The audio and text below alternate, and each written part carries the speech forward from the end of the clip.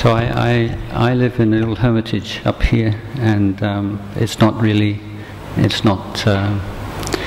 large enough to receive guests. So I come and use this house here on Sundays when have Dhamma sessions in the morning, and every now and again an English session, and the usual afternoon program.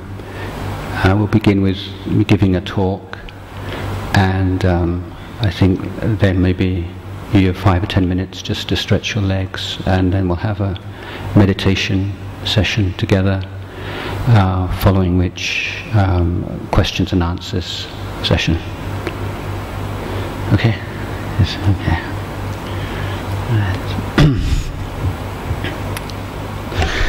So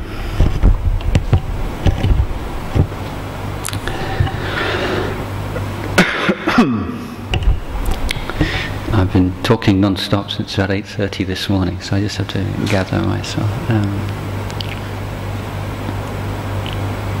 Okay.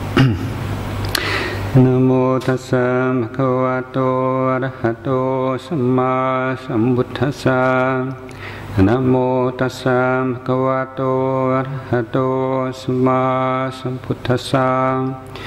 Namo tassa bhagavato arahato samma sambuddhassa. Buddhaṃ dhammāṃ saṅghāṃ anuttarāṃ upacchāyaṃ namasāmi.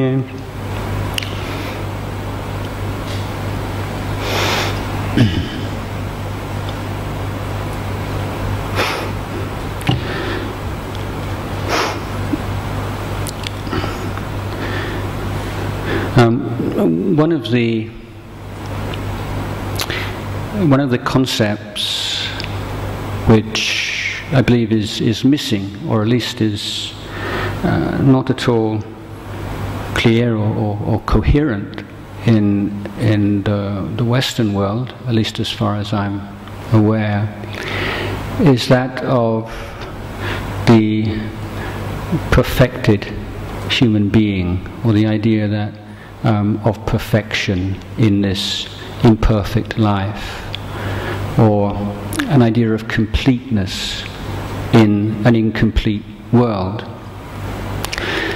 And what is the highest, what is the best that can be hoped for from life in this world? Now that to begin with, that already may be challenged, to say, well, who decides on the criteria? Who decides that one way of life, one way of looking at the world, one way of acting, of thinking is in any way better than any other way? Isn't that just a matter of opinion?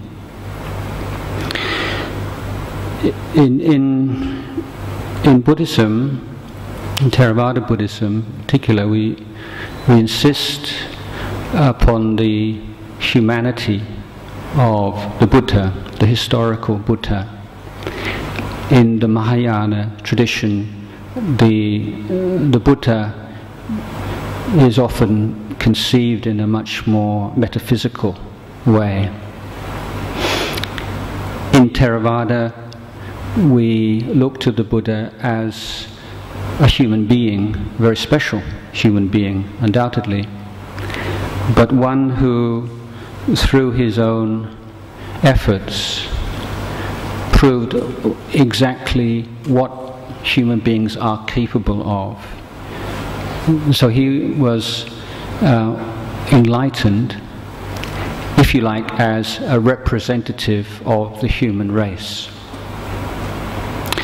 And his disciples, both men and women, both monastics and householders, have over the past 2,500 years proved through their own efforts that his enlightenment was not just a fluke, not just a one-off or something that was particular to him, but something which is truly accessible to all human beings. And so the teachings in Theravada Buddhist tradition are concerned primarily with this challenge to realize the full potential of our human birth, following in the footsteps of the Buddha and of his great disciples.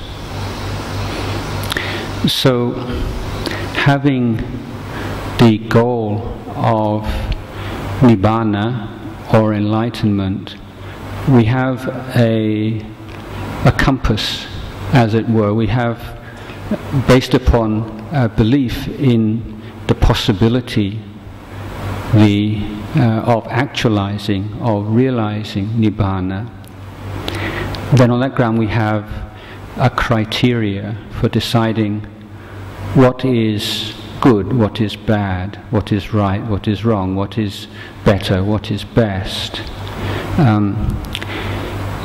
All those actions of body, speech and mind which lead away from the highest goal are considered bad. All those actions of body, speech and mind which lead towards the goal are good. So good and bad, right and wrong, these terms have meanings within the Buddhist tradition in relation to this path towards enlightenment. So enlightenment is conceived not as like a special state or as a particular place, but it can be understood most easily in psychological terms as a complete absence of all forms of greed, aversion and delusion. So that's what they call the via negativa, the negative formulation. The positive formulation is that a perfection, a completeness of wisdom and compassion. There is a third quality usually added to that, although was not taught by the Buddha himself, and that is a purity, meaning a complete freedom, inner freedom from all defilement. So the path is one in which we seek to reduce and overcome the greed and hatred and delusion and all their offspring and children and grandchildren, and to find ways of promoting and nurturing all those qualities that manifest primarily in wisdom, and compassion, and goodness, and freedom. So this is a path which we can characterize as being organic or holistic, in the sense that the different aspects and the different stages are interconnected. Traditionally we speak of a threefold education or a threefold training. The first stage of which is devoted to a training of conduct, the second a training of the emotions, the third the training of wisdom. Now in that three-step or threefold training, the first of conduct is one in which the training of emotion and the training of wisdom is present in a supportive role. In the training of emotion, the training in conduct and wisdom is present also in the background in a supporting role. And the training in wisdom, similarly, must be accompanied by the training in conduct and of emotion in the background. So it's not that there's step one, step two, step three, but in each stage all three aspects are present, but that one takes precedent or is manifest. So, for instance, in the case of the training of conduct, then it's important to recognize that the teachings in the area which we would loosely call morality, although we can immediately see a great deal of overlap with the moral codes of other religious systems, there is something unique to be observed here, and that is that there is no reward and punishment involved. There are no commandments, but that the Buddhist takes on voluntarily the training of conduct. And if there isn't a sense of voluntary commitment, then even though a person might refrain from killing and stealing and so on, he wouldn't be considered to be, or she wouldn't be considered to be, actually actively committed to this education process. Because if we're merely avoiding certain kinds of actions out of fear of the reactions of others, humiliation, criticism, or perhaps even being punished and put into jail, then it would not have the connection with the training of emotion and the training of wisdom which is necessary for it to be a Buddhist morality or a Buddhist sila. So in the ceremony in which lay Buddhists take the 5 precepts, the ceremony begins with the request for the precepts, and that is significant. There has to be the sense of taking on these precepts as tools to educate our conduct and as objects of mindfulness in daily life. As it's very difficult, isn't it, to maintain any kind of stream of awareness in a very confused and confusing environment where there are constantly varied calls upon our attention, and times when we have to be active, other times we need to be passive, and sometimes we need to talk, and times we need to listen. So many different things going on, and most so-called meditation techniques are not really sustainable in that kind of environment.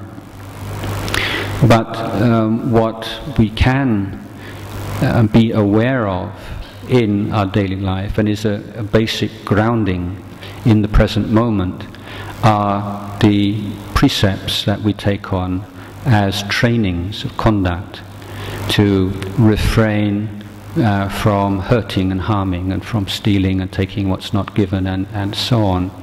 And these precepts can be refined upon. We can take those as the basic objects of awareness, but we may add on trainings for ourselves in addition to that. For instance, in the case of the 3rd precept of refraining from adultery, you might make for instance, a training rule for yourself of not to speak on the telephone or have email conversations with members of the other sex more than a certain number of minutes, or more than a certain number of times a month or something. You can make particular private kinds of standards for yourself, which are a very good means of bringing yourself back to the present moment and reminding yourself of your responsibilities and so on. The